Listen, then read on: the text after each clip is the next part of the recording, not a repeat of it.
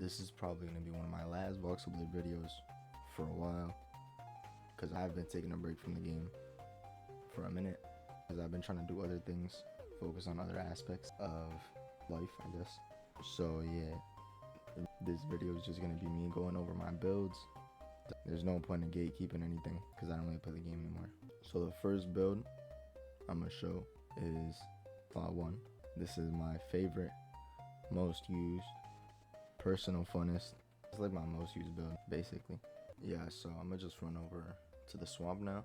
Okay, so this is my dog build. This is my Cursed Flame dog build.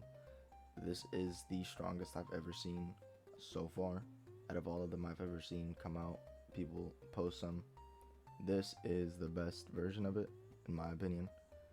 It's the strongest. I haven't seen one as strong as this. So the build basically is literally just Cursed Flame. We literally just have 3 Cursed Flame. So I have 2 Cursed, a Warp Fire Ring, Warp Winter, Wolf Mountain, obviously. And then we have Frenzied Blazing on all 3 pieces of armor. Not really that expensive. It's really easy to make. And then I don't think I have any, but yeah, I don't have any rage pots. But basically, against the boss, pop a rage pot. It lasts like 20 seconds, I don't remember. And then you just put out a lot of damage. I don't remember the exact DPS or damage total out of one burn thing. So I'm full maxed out in my curse guild.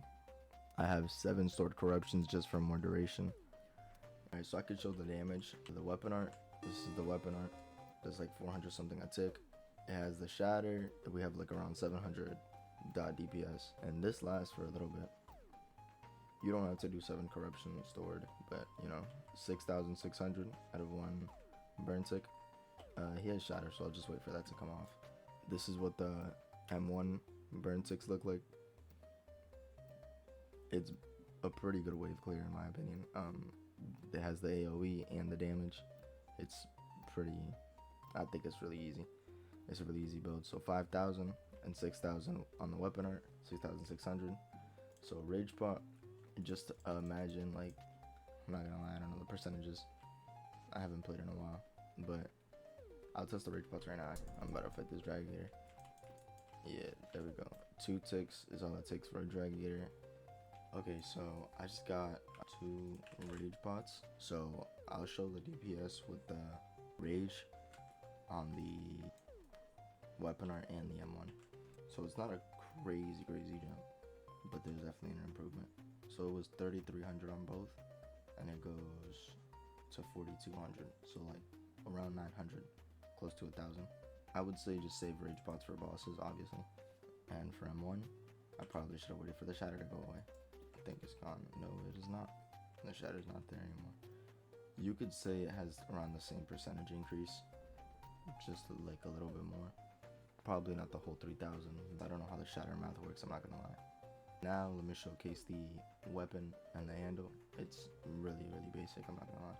You could probably just tell from this. So for the weapon, pretty basic like I said.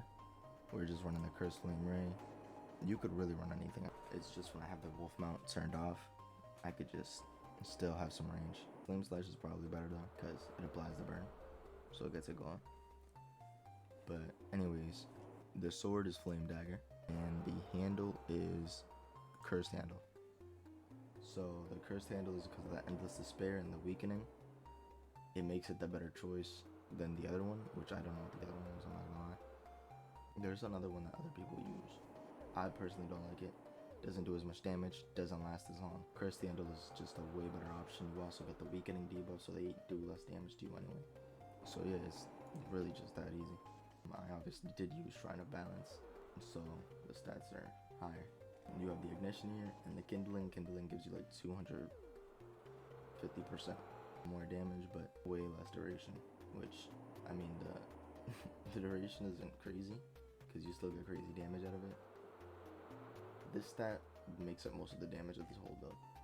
Ignition, obviously, is just to light them on fire, but yeah, that's basically this whole build complete. Okay, so now let's move on to slot 2.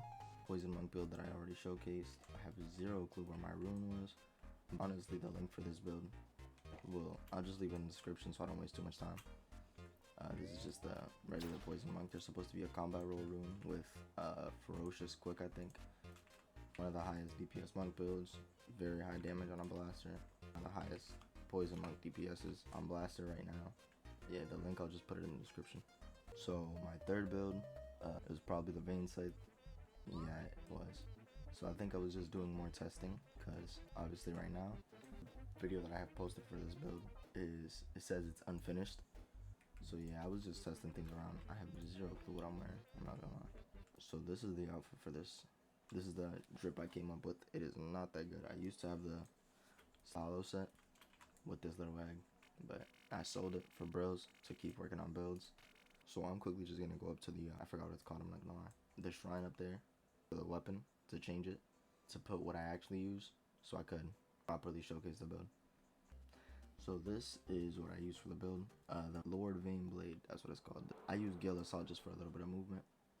Obviously, Shrine of Balance. So the DPS test is in the other video, but I'm just gonna showcase the build for what it is, like the components.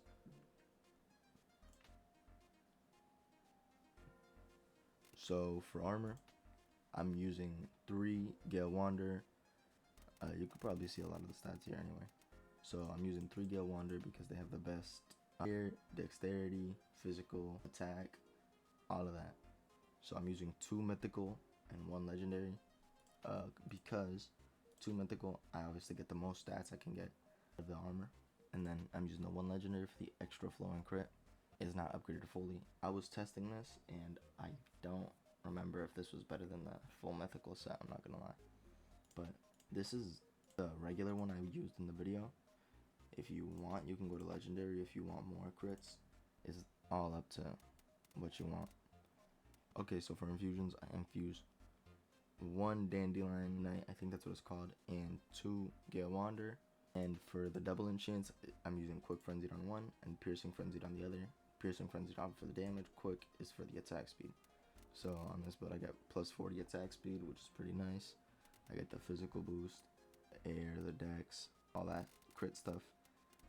We obviously have the normal stats, 2 Frenzied, 3 Fury, because I am Gladiator Guild maxed out in that. And yeah, so the build literally just works. You pop the rage and you just start spamming at once, or you do your little charge up thing. So that's basically the build. It's pretty easy. Okay, so those are all my builds. There's actually one more, which is if you take my Bane Kama build, you could replace it with the Lightning Hammer, I think, and the Thunderwood handle, whichever order it was. And you could literally just have a DPS lightning thing if you want. I don't know, you could do that if you want, so that's like probably just like a 4th built in. But yeah, my slot 4 and 5 are just junk saves. It's like for me to test other things. So yeah, those are all my builds.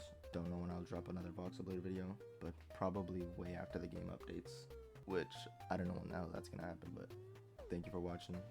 Like, subscribe, it helps me, and goodbye.